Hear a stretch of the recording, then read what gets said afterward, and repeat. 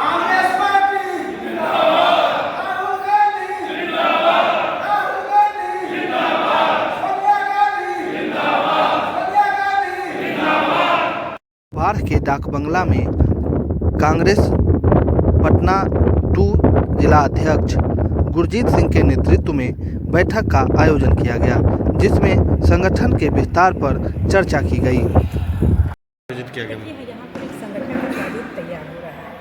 Congress booth तक, पंचायत तक और प्रखंड तक जाने की कोशिश कर रही है, और इसके लिए यहाँ पर जितने भी लोग बैठे हैं, ये प्रखंड स्तर के लोग, बूथ स्तर के लोग बैठे हुए हैं, और संगठन की मजबूती के लिए हम एकजुट होकर यहाँ पर मीटिंग कर रहे हैं, और मीटिंग करके जानना चाह रहे हैं कि संगठन में ऐसी क्या व्यवस्था मुझे और मजबूती से करनी है, जिससे कि हमारा जो विधानसभा वो सशक्त हो, और हम इसमें अगर चुनाव लड़े तो आगे जीत हमारी। किस किस विधानसभा के लोग यहाँ पहुँचे कार्यकर्ता? ये ग्रामीण टूर है, लेकिन प्रॉपर यहाँ बाढ़ के जो 13 प्रखंड हैं, उनके 13 प्रखंड के लोग यहाँ पहुँचे हुए हैं, और यहीं पर उनसे बातचीत हो रही है और चर्चा चल रही है कि प्रखंड तक और उसके पंचायत तक, बूथ तक हम कैसे पहुँचे, क्योंकि आधार तो प्रखंड के ही लोगों का होता है बूथ तक पहुँचाने की। अच्छा, पलायन रोको नौकरी दो यात्रा बाढ़ में निकली थी, तो उसमें महिलाएं बहुत कम संख्या में दिखी थी। क्या महिलाओं के लिए क्या करेंगे? महिलाओं की भागीदारी है, महिलाओं की पार्टी में भागीदारी है। पार्टी में, हमारी पार्टी में हमेशा से आपने देखा है कि शीर्ष पे हमेशा एक महिला नेतृत्वकारी रही है, चाहे वो इंदिरा गांधी का रूप हो, सोनिया गांधी, अभी के अभी में आप देख सकते हैं प्रियंका गांधी भी हमारा नेतृत्व कर रही हैं।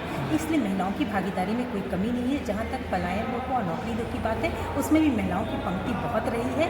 इसमें मैं खुद भी काफ़ी लंबे समय तक, काफ़ी दूर तक इस यात्रा को की हूँ और बहुत जगह शामिल रही हूँ, और हमारे साथ महिलाओं की एक जत्था भी शामिल रही है और लगातार इस पर काम कर रही है। इसमें कोई भी बट नहीं है। आज के कार्यक्रम में भी महिला कार्यकर्ता बिल्कुल कम होना।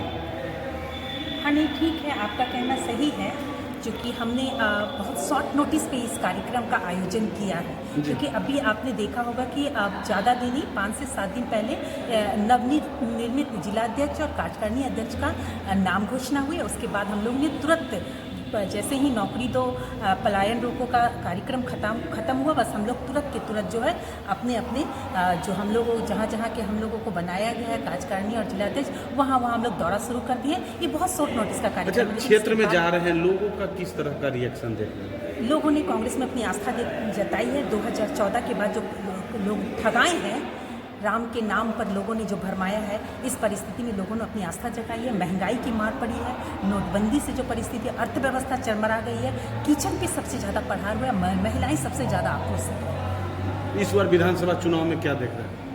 इस बार पर विधानसभा में आप देखेंगे कांग्रेस बहुत ही मजबूती से आ रही है, क्योंकि आप मान लीजिए आज का जो कांग्रेस है वो राहुल गांधी का कांग्रेस है।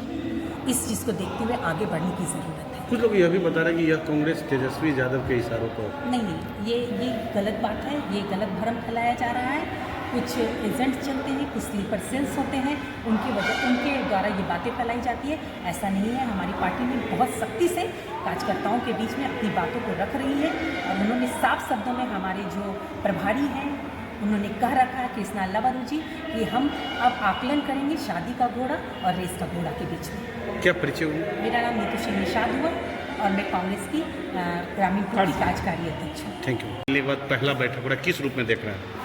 आज जिला अध्यक्ष बनने के बाद विधिवत मैंने अपने जिला का चार्ज लिया। इससे पहले जिला का चार्ज कार्यकारी था, तो भी अध्यक्ष का सारा काम मैं कर रहा था, और अब विधिवत मुझे AICC ने,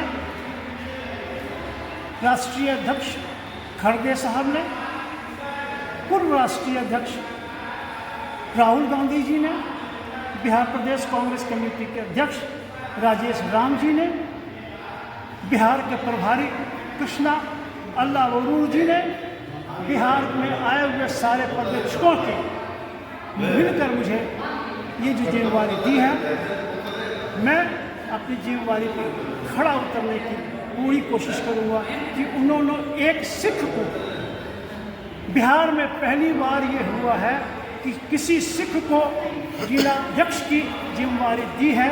इससे पहले 2005 में ये सारे बिहार का रिकॉर्ड है कि किसी सिख को मोकामा से विधानसभा चुनाव लड़ने के लिए टिकट दिया। मैं आभारी हूँ अपने कांग्रेस पार्टी का मैं आभारी हूँ अपने राष्ट्रीय अध्यक्षों का, जिन्होंने मेरे कंधों पर ये जिम्मेवारी दी और उन्होंने अपना विश्वास जताया।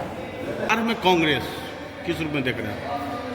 बाढ़ में कांग्रेस बहुत मजबूत है, मजबूत होगा। विगत कुछ वर्षों में कुछ छुटवाइए नेता इसको पॉकेट में कर लिए थे, सुपरसीड कर लिए थे, लेकिन जो कांग्रेसी हैं वो हैं और अपना स्थान पर मौजूद हैं और वो विचलित नहीं हुए। कांग्रेस बाढ़ में मजबूत रहा है और रहेगा। तो विधानसभा में कांग्रेस उम्मीदवार थे, कैसे पराजित हो गया था? पराजित इसलिए हुआ था कि कांग्रेस गठबंधन में लड़ रही थी और गठबंधन के लोग हमको अच्छी तरह से मदद नहीं किए, इसलिए हम पराजित हो गए। इस बार क्या उसके लिए तैयारी है? इस बार पूरी तैयारी है। हम लोग ज़मीन से जुड़ करके काम कर रहे हैं, संगठन को मजबूत कर रहे हैं, हर बूथ में कमेटी बना रहे हैं, हर बूथ में लोगों को 10-10 को लड़कर को खड़ा कर रहे हैं। हमारी तैयारी पुरजोर है। मतलब इस बार आत्मनिर्भर हो जाना है?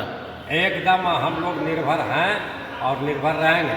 जनता का सहयोग मिल रहा है सर? जनता को तो भरपूर सहयोग मिल रहा है, जनता में कहीं दिक्कत नहीं है।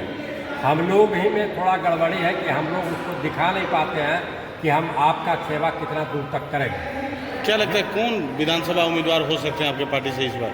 अब विधानसभा उम्मीदवार ये तो कहना बड़ा मुश्किल है। आला कमान जिसको भेज देगी, आला कमान समझेगी कि कौन सिपाही हमारा वहाँ मुकाबला कर सकता है, ये तो आला कमान के हाथ में है।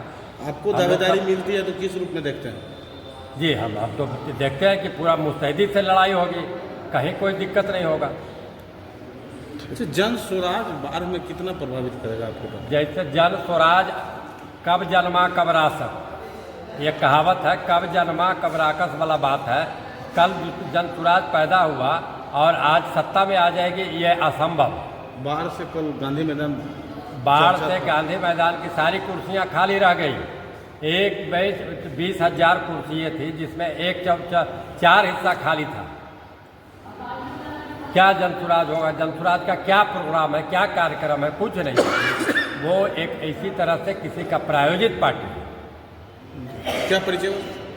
मेरा नाम विजय कुमार सिंह, पूर्व प्रत्याशी, कांग्रेस कमेटी बाढ़। आज हमारी कानून जिला की बैठक है और बैठक इस संदर्भ में है कि किस प्रकार से कमेटी को गठन किया जाए और गठन कब तक कंप्लीट किया जाए। दूसरा, झंडा का कार्यक्रम है हमारा, हर घर में कांग्रेस का झंडा होना चाहिए, इसको झंडा कार्यक्रम की समीक्षा।